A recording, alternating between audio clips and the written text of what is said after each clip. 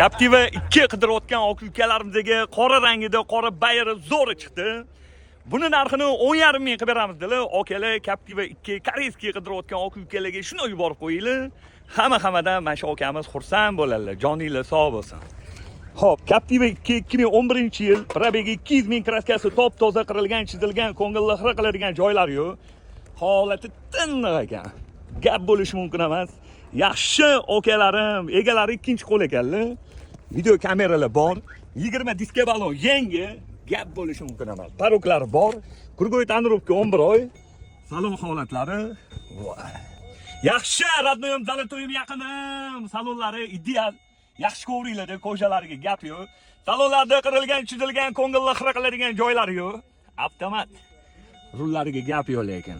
Mejigari bor ekan. Xo'p, Captiva 2 avtomat 2011-yil 200 ming yurgan qora bayri 10,5 mingga beraveramiz. Bosinglar akalar.